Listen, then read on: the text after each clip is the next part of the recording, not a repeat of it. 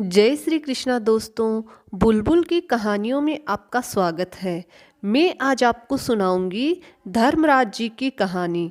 दोस्तों, आपसे एक छोटी सी रिक्वेस्ट है, आप मेरे चैनल को सब्सक्राइब कीजिए। मैं ऐसी ही धार्मिक कहानियाँ आपके लिए लेकर आऊँगी। धर्मराज जी की कहानी। एक ब्राह्मणी मरकर भगवान के घर गई। वहाँ जाकर बोली, मुझे धर्मराज जी के मंदिर का रास्ता बता दो। स्वर्ग से एक दूत आया और बोला, ब्राह्मणी, आपको क्या चाहिए? वो बोली, मुझे धर्मराज जी के मंदिर का रास्ता बता दो। आगे आगे दूत और पीछे ब्राह्मणी मंदिर तक गए। ब्राह्मणी बहुत धार्मिक महिला थी। उसने बहुत दान पुण्य कर रखा था।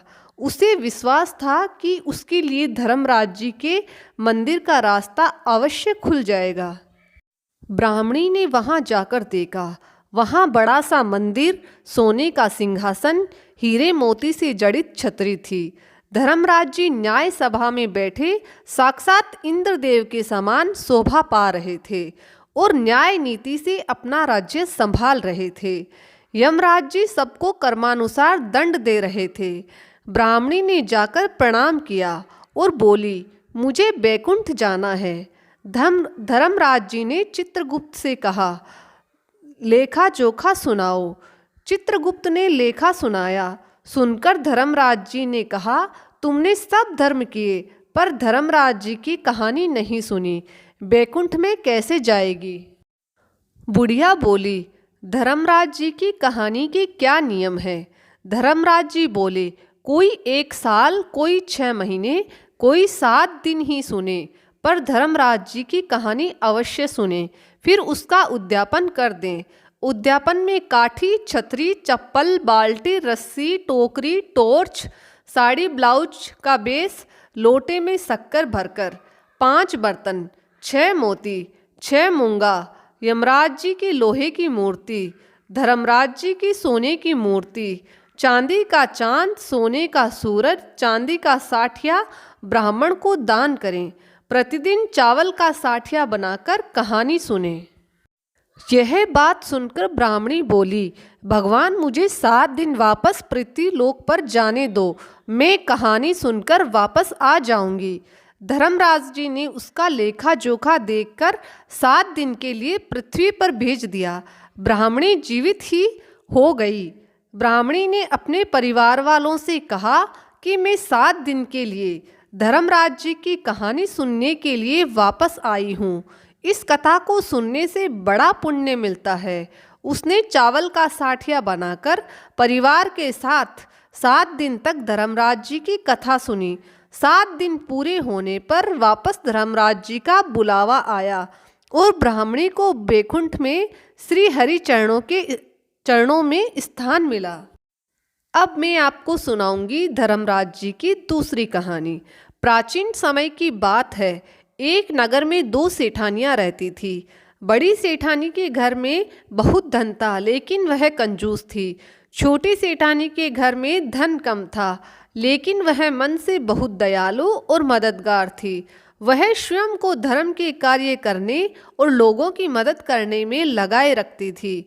वह रोज सवेरे गंगा स्नान करने के लिए जाती, तुलसी माता, बड़ पीपल सींचती, भगवान के मंदिर जाकर पूजा करती और धर्मराज जी की कहानी सुनती थी। जबकि बड़ी सेठानी यह सब देखकर हंसती थी और कहती थी कि पता नहीं दिन भर क्या फालतू काम करती रहती है। ऐसा करते करते दिन बीतने लगे और सेठानियां वृद्ध हो गई। तब भगवान के घर से बुलावा आया। छोटी सेठानी को लेने के लिए धर्मराज जी ने अपना विमान भेजा, जबकि बड़ी सेठानी को दूत मारते हुए ले जाने लगे।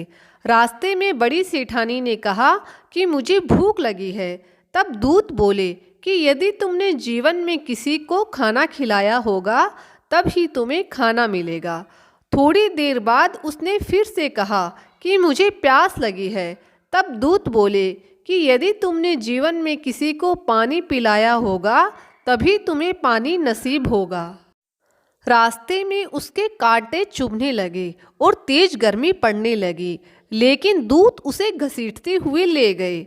अब बड़ी सेठानी बहुत पछताने लगी कि मेरे पास सब कुछ होते हुए भी दान धर्म नहीं किया। इतनी देर में धर्मराज जी का दरबार आ गया। वहां जाकर उसने देखा कि छोटी सेठानी भगवान के पास सिंहासन पर बैठी थी। उधर बड़ी सेठानी को तड़पते हुए कुंड में डाल दिया गया। तब बड़ी सेठानी बोली कि मुझे 1.15 का समय दीजिए, मैं वापस आकर दंड भोग लूंगी। धर्मराज जी बोले ठीक है। बड़ी सेठानी के शरीर में वापस प्राण डाल दिए गए।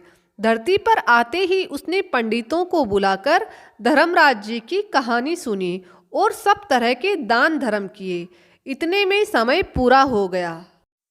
अब की बार बड़ी सेठानी को लेने धर्मराज जी का विमान आया। 1.15 के दान धर्म और धर्मराज जी की कहानी सुनने से बड़ी सेठानी को स्वर्ग की प्राप्ति हुई। धर्मराज जी ने जैसी कृपा सेठानी पर की वैसी सब पर करना। धर्मराज जी की कहानी सुनने वाले, कहने वाले, हुंकारा भरने वाले और पूरे परिवार पर कृपा करना, यह थी धर्मराज जी की कहानी। आशा है कि आप सभी को धर्मराज जी की कहानी पसंद आई होगी। धन्यवाद दोस्तों, मेरे चैनल को सब्सक्राइब जरूर करिएगा। मैं आपके लिए ऐसी ही धार्मिक कहानियाँ लेकर आती रहूँगी। जय श्री कृष्णा।